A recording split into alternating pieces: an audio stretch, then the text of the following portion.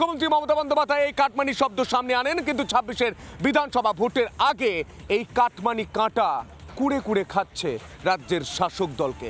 এবার দেখাবো বর্ধমানের গলসির ছবি, সেখানে প্রধান কাটমানি নিতে ব্যস্ত। দেখুন। এটা নাও আর বলো না।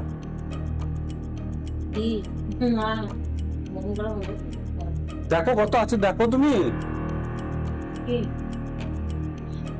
5000 দিয়েছি। কি শুনলেন তো? সরকারি প্রকল্পের কাজ হলেই চাই কাটমানি।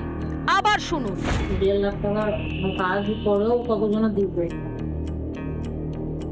আগে টাকা বলে দিলাম, তো বললি হ্যাঁ দেবো, নিয়ে আসতে পারবো। আমি হিসাব করে দেখলাম যে কিছুই থাকছে না, আমি কি দেবো তোমাকে? তো 5 দিচ্ছি, তো আবার কত লাগবে? পূর্ব বর্ধমানের মানকর পঞ্চায়েতে তৃণমূল প্রধান ডালিয়া লাহার কাটমানি দেওয়া আর নেওয়া নিয়ে ঠিকাদারের সঙ্গে কথোপকথন ভাইরাল হতেই শুরু হয়েছে শোরগোল। এটা নাও আর বলো না।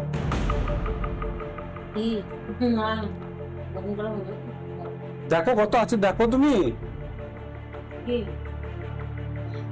5000 দিয়েছি। তবে কাটমানি নেওয়ার কথা অস্বীকার করলেন প্রধান।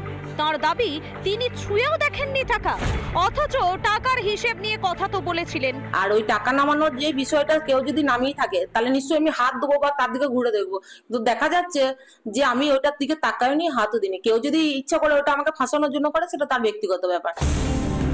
সরকারি জল প্রকল্পের বৈদ্যুতিন সাবমার্সিবল বসাতে ঠিকাদারের কাছে খোদ পঞ্চায়েত প্রধান 10% কমিশন দাবি করেন। পঞ্চায়েতে যারা মানুষের উন্নয়নের জন্য এসছে, তাদের একটা বিশাল অংশ কি করছে, এই দর কষাকষি করছে। মুখ্যমন্ত্রী যে বলছে না কাটমানি নেওয়া চলবে না, এই কাটমানিতে বিশ্বাস করছে, এবং সেই উন্নয়নটা পঞ্চায়েতের সাধারণ মানুষের না হয়ে পঞ্চায়েত প্রধান যারা সদস্য তাদের হচ্ছে। ভিডিও খতিয়ে যাচাই করে দেখা হবে, তদন্ত হবে, যদি দোষী প্রমাণিত হয় শাস্তির ব্যবস্থা করা হবে। দোষী প্রমাণিত হলে যদি বিষয়টা সত্যি হয় উপযুক্ত শাস্তির ব্যবস্থা করা হবে। একবার নয়, একাধিকবার ঘটেছে এই ঘটনা, তবুও কাটমানি সংস্কৃতি থেকে বেরোতে পারে না তৃণমূল। সরকারের টাকা এইভাবে সরকারের দপ্তরে বসে চুরি করছে, এর প্রতিকার যদি পশ্চিমবঙ্গের মানুষ এখনো না বোঝে, আগামী দিনে এই কাটমানি সরকারকে উৎখাত করবে। মনে পড়ে অনুব্রত মণ্ডল ইডির হাতে গ্রেফতার হওয়ার পরেই সেই পুলিশ কর্মীর কথা। এখানেও তাই, তৃণমূল কাটমানি চেয়ে ধরা পড়লে সেই টাকা ছুঁয়ে না দেখার তত্ত্ব শোনায়। সন্তোষ দাস ও রমেন মজুমদারের রিপোর্ট, রিপাবলিক বাংলা। বারবার দেখা যাচ্ছে বিরোধী দলের নেতা কর্মী সমর্থক থেকে শুরু করে নেতা মন্ত্রী প্রত্যেকে বারবার শাসকের রোষের মুখে পড়ছে। যেমনটা এবার হলো নিখিল রঞ্জন দের সঙ্গে, যিনি বিধায়ক এবং দিনহাটা তিনি আক্রান্ত হলেন। এই বিষয় নিয়ে তিনি কি বলছেন আমরা সরাসরি জানবো। কিংশুক রয়েছেন আমাদের সঙ্গে।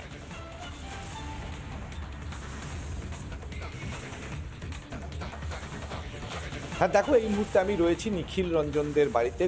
গতকালের ঘটনার পর তিনি অসুস্থ হয়ে পড়েন। আমি যদি একবার ছবিটা দেখাই তাহলে বুঝতে পারবেন তিনি বর্তমানে অসুস্থ রয়েছে। দাদা কেমন আছেন?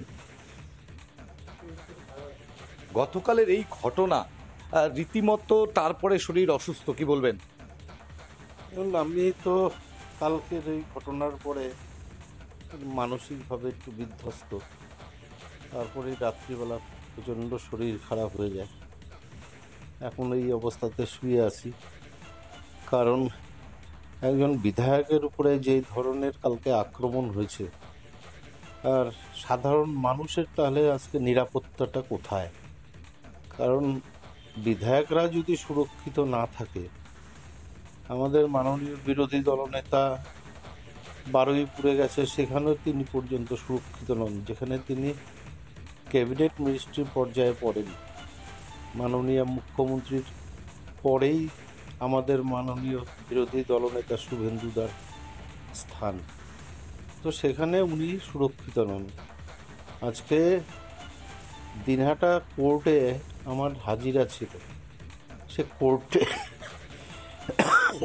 কোর্টের হাজিরা দিতে গিয়ে যদি এভাবে আক্রান্ত হই, তাহলে যে জুডিশিয়ারি সিস্টেম, সেই জুডিশিয়ারি সিস্টেমকে পর্যন্ত বর্তমান সরকার তারা মানতে চায় না। কারণ কালকে যখন এই ধরনের স্লোগান শাউটিং হচ্ছিল, তখন মাননীয় বিচারক ওই কোর্টের মধ্যে যারা পুলিশ আধিকারিকরা ছিলেন তাদেরকে ডেকে আমার সামনেই বলেছেন যে ওখান থেকে সমস্ত ভিড় সরিয়ে দিতে, যাতে কোনো গণ্ডগোল না হয়। কিন্তু তারপরেও পুলিশ কোনো রকম ব্যবস্থা গ্রহণ করেনি। তাহলে কি পুলিশ নীরব দর্শকের ভূমিকা পালন? একদম একদম। কারণ যখন আমার উপরে আক্রমণ হয়েছে, আমার গাড়ি ভাঙচুর হয়েছে, আমার গাড়ির টায়ারের হাওয়া খুলে দেওয়া হয়েছে, তখনও পুলিশ সেখানে উপস্থিত ছিল। পুলিশ একবারের জন্য বাধা দেয়নি। শুধু তাই নয়, যখন আমার উপরে ঢিল ছোড়া হয়েছে, ডিম ছোড়া হয়েছে, তখনও পুলিশ ওখানে উপস্থিত ছিল, কিন্তু পুলিশ কোনো রকম ব্যবস্থা গ্রহণ করেনি। গতকালই আপনি বলেছিলেন যে এই পশ্চিমবঙ্গের যা অবস্থা, এই মুহূর্তে পশ্চিমবঙ্গের এই অবস্থা থেকে বেরোনোর একমাত্র উপায় কি বলবেন? হ্যাঁ, এখানে যা অবস্থা সারা পশ্চিমবঙ্গে, আজকে আপনি কোনো পুজো করতে পারবেন না, আজকে সরস্বতী পুজো করা যাবে না, দুর্গা পূজা করা যাবে না, কোনো রকম ধর্মীয় আচার অনুষ্ঠান করা যাবে না। কারণ কি? কারণ মাননীয় মুখ্যমন্ত্রী একটা বিশেষ সম্প্রদায়কে তোষণ করে তাদের ভোট ব্যাংকে সুনিশ্চিত করতে চাইছেন। তো এই অবস্থাতে দাঁড়িয়ে তিনি একদিকে তার দলের নেতা মন্ত্রীরা তারা একের পর এক উগ্র উগ্র ভাষণ দিচ্ছেন। বিধানসভাতে দাঁড়িয়ে সিদ্দিকুল্লাহ চৌধুরী তিনি, আপনাদেরও তো সামনে 26-এর নির্বাচন, তার আগে এজেন্ডা কি তাহলে শুধুমাত্র ধর্ম? না, শুধুমাত্র ধর্ম নয়, শুধুমাত্র ধর্ম। কারণ হচ্ছে মাননীয় মোদীজি বলছেন সবকা সাথ সবকা বিকাশ সবকা বিশ্বাস। কারণ হচ্ছে যে আপনি দেখুন বিভিন্ন যে স্টেটগুলো যেখানে বিজেপি শাসিত রাজ্য আছে, সেখানে কি পরিমাণ ডেভেলপমেন্ট হচ্ছে। আজকে পার্শ্ববর্তী রাজ্য আছে আসাম। হ্যাঁ, পশ্চিমবঙ্গের বেকার যুবক সম্প্রদায়, তাদের কোনো কর্মসংস্থান নেই, তারা এখান থেকে চলে যাচ্ছেন। আপনি ভালো থাকবেন এই মুহূর্তে, কিন্তু নিখিল রঞ্জনদের সরাসরিভাবে জানালেন তিনি অসুস্থ বোধ করছেন কালকের ঘটনার পরে। মমতার লন্ডন যাওয়ার আগে গড়ে দেওয়া টাস্ক ফোর্সে মন্ত্রী আমলারা থাকলেন, আর দলের ভার থাকলো সুব্রত বক্সী এবং অভিষেক ব্যানার্জির হাতে। কিন্তু যেই অভিষেককে মমতার অঘোষিত উত্তরসূরি প্রমাণে একেবারে মরিয়া তৃণমূলেরই একাংশ, তিনি থাকতে টাস্ক ফোর্সে কেন প্রয়োজন পড়লো মুখ্যমন্ত্রী?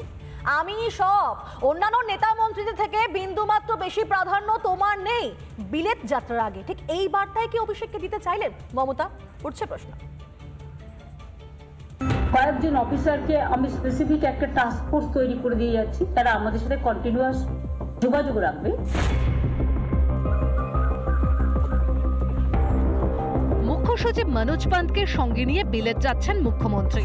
তার অনুপস্থিতির সময় রাজ্য দলের ভার কাদের ওপর ন্যস্ত করলেন মমতা?